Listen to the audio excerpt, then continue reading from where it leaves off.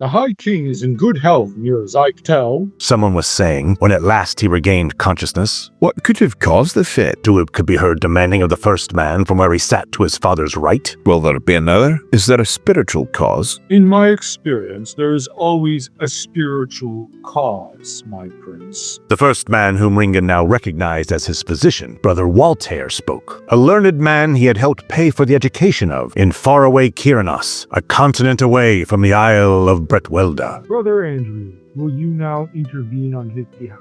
I have tried, and yet there is little that I can do. Also a learned man, if in theological matters, Andrew was a monk of the Abbey of Kilrimmen. The abbey in question was a shrine sacred to all Khalids, as the place where Khazantine had retired to after he had abdicated the throne. What do you mean? Duib queried, confused. I mean only that, insofar as his health is concerned on the spiritual plane, I can detect nothing wrong with the king. Andrew replied, never a man to speak loudly, yet at this moment there was a note of impatience that had begun to enter his voice. Where am I? Ringan asked, confused. His mind discombobulated in spite of himself, so that even after having been awakened for several minutes. In your bedchambers, father. Duib informed him, seeking to pat him upon his shoulder without looking him in the eye. You have been unconscious for several hours now. This came as a shock to Ringan, who did not know what to make of it. Opening and closing his mouth in surprise, he was to glance toward the monks, who preferred to shrink back ever so slightly. Andrew was quiet, if disapproving, though that was hardly new, given that he had never approved of Ringan, so that it was rather more surprising that he was there at all. Moving to sit up, he was aided in this by Duib, who treated him with far greater care than the 40-year-old monarch might otherwise have liked under other circumstances. Irritated as he was, his bewilderment was to grow ever worse when he noticed the absence of Dumno and when the door was thrown open. At last, you have awakened.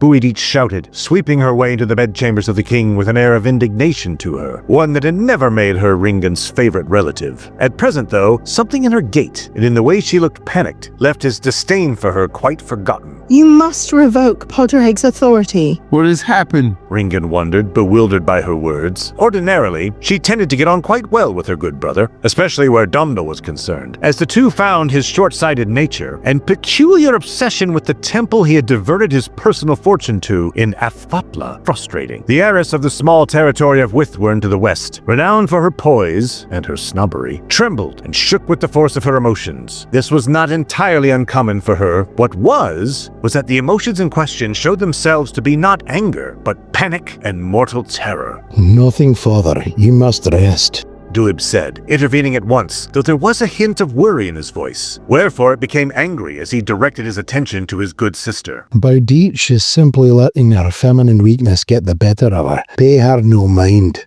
How dare you? My sex has naught to do with this. Though were I aught else than a woman, I would soon reduce you to the state of a woman on account of your betrayal of my husband. Buidich shrieked, half mad with panic, as she threw herself against the half-risen king's knees, which had just been tossed over the side of the bed. Please, O father, did not my father serve you faithfully and leally up to his death in the battle against Strathclyde? Has Dumno not been leal as a Mormer? Has he not been pious son, one who has never betrayed or lied or otherwise shown himself to be untrue to you, his sire and father? What has happened? Ringan repeated, looking now to Duib, who did not meet his gaze again, but instead sought to pull Buidich from the monarch. Release him, sister. He has taken ill. Unhand me! Do as she says, you misbegotten fool! Ringan shouted at his son in support of his good daughter, and when vocal objection failed him, he resorted to the last weapon he had, force. Never one to resist his father,